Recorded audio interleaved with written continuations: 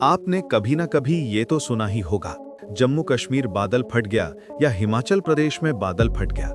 पर क्या आपने कभी सोचा, बादल आखिर फटते कैसे हैं? क्या सच में आसमान में कोई बम फटता है या फिर इसके पीछे कोई ऐसा विज्ञान छुपा है? तो चलिए आज के इस वीडियो में हम जानेंगे बादल फटने का फैक्ट और इसके खतरनाक असर, जो शायद आपने पहले कभी ना सुने हो। तो बात दरअसल ये है, सूरज की गर्मी जब धरती के समुद्रों, नदियों और झीलों के पानी को गर्म करती है, तो पानी वाष्प में बदलकर आसमान की ऊंचाई तक उड़ जाता है। ऊपर जाकर ये वाष्प ठंडी हवा से टकराती है और बन जाती है छोटी छोटी जल की बूंदें या बर्फ के कण। ये बूंदें आपस में मिलकर बादल बनाती हैं और जब ये बूंदें बहुत भारी हो जाती हैं तो नीचे गिरती हैं और हमें मिलती है बारिश। लेकिन कभी-कभी यही प्रक्रिया अचानक विस्फोटक रूप ले लेती है और वो पल कहलाता है बादल फटना, यानी क्लाउड बर्स्ट। पर ध्यान दीजिए, बादल फटना मतलब ये नहीं कि आसमान में कोई धमाका हो गया। असल में जब किसी छोटे से क्षेत्र, लगभग 2 से 3 किलोमीटर के अंदर बहुत तेज बारिश यानी 100 मिलीमीटर से ज्यादा प्रति घंटा होती है, तो उसे क्लाउड बर्स्ट कहा जाता है। मतलब बादल का सारा पानी एक साथ नीचे गिर जाता है। कुछ मिनटों में उतनी बारिश हो जाती है जितनी सामान्यतः पूरे महीने में होती है। अब सवाल यह है, ऐसा होता क्यों है? तो इसका जवाब है गर्म और ठंडी हवाओं का टकराव। जब नीचे से गर्म हवा ऊपर उठती है और ऊपर से ठंडी हवा नीचे आती है, तो दोनों टकराकर हवा में असंतुलन यानी इंस्टेबिलिटी पैदा करती हैं। इससे बादल की सारी नमी एक जगह फंस जाती है और जैसे ही हवा की दिशा या तापमान में जरा सा बदलाव आता है, वो पूरा पानी अचानक धरती पर गिर जाता है और यही है बादल फटना, यानी क्लाउड बर्स्ट। अब बात करते हैं पहाड़ों में बादल ज्यादा क्यों फटते हैं। क्योंकि पहाड़ी इलाकों में हवा ऊपर की तरफ बहुत तेजी से उठती है। ऊपर पहुंचकर ये ठंडी हो जाती है और पानी की भाप को एक छोटे से क्षेत्र में फंसा देती है। जब वो बादल भारी हो जाता है तो उसका सारा पानी एक साथ गिरता है। इसीलिए उत्तराखंड, हिमाचल, जम्मू कश्मीर और नेपाल क्लाउड बर्स्ट के सबसे बड़े हॉटस्पॉट हैं।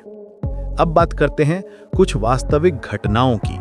2013 में केदारनाथ में बादल फटने से कुछ ही घंटों में 300 मिलीमीटर से ज्यादा बारिश हुई। नतीजा, भारी बाढ़, मंदिर क्षेत्र तबाह और हजारों लोगों की जान चली गई। 2010 में लेह लद्दाख में भी बादल फटने से पूरा इलाका मलबे में बदल गया।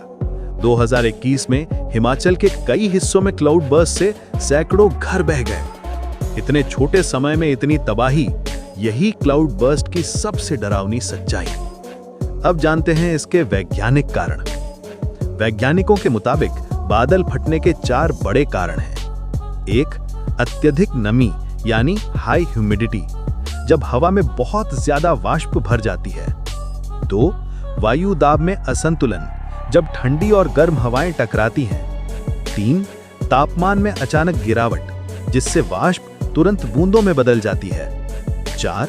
ऊंचाई का प्रभाव यानी ओरोग्राफिक इफेक्ट, पहाड़ हवा को ऊपर जाने से रोक देते हैं और बादल फंस जाते हैं।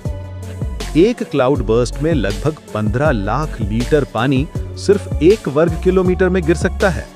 इसकी अवधि सिर्फ 10 से 15 मिनट की ही होती है, लेकिन इसका असर घंटों या दिनों तक रहता है। यह सिर्फ भारत में ही नहीं, अमेरिका, चीन, नेपाल, पाकिस्तान और यूरोप में भी देखा गया है। इसे पहले से पहचानना बहुत मुश्किल है, क्योंकि यह घटना बेहद लोकल और अचानक होती है। हालांकि अब आईएसआरओ और आईएमडी की मदद से ऐसे बादलों की रियल टाइम मॉनिटरिंग की जा रही है। पर दोस्तों, इस खूबसूरत प्रकृति की ये ताकत कई बार इंसान के लिए विनाशकारी साबित होती है। एक बादल फटने से गांव बह जाते हैं, खेत नष्ट हो जाते हैं, सड़कें टूट जाती हैं और पल भर में सब कुछ तबाह हो जाता है। क्लाउड बर्स्ट सिर्फ कुछ मिनटों का होता है, लेकिन उसकी तबाही सालों तक याद रहती है। तो क्या इससे बचा जा सकता है? तो इसका जवाब होगा शायद पूरी तरह नहीं, लेकिन अर्ली वार्निंग सिस्टम, सटीक मौसम पूर्वानुमान और लोगों में जागरूकता इससे होने वाले नुकसान को कम कर सकती है। भारत में अब सैटेलाइट और रडार सिस्टम ऐसे बादलों की पहले से पहचान करने लगे हैं ताकि लोगों को समय रहते चेतावनी दी जा सके। तो अगली बार जब आप सुने कि बादल फट गया तो याद रखिए, वो कोई आसमानी धमाका नहीं बल्कि प्रकृति का एक वैज्ञानिक संतुलन टूटना है। प्रकृति हमें बार बार ये याद दिलाती है कि चाहे हम कितने भी विकसित क्यों ना हो जाएं, उसके सामने आज भी हम छोटे ही हैं। ऐसे ही फैक्ट्स देखने के लिए हमारे चैनल को सब्सक्राइब करें।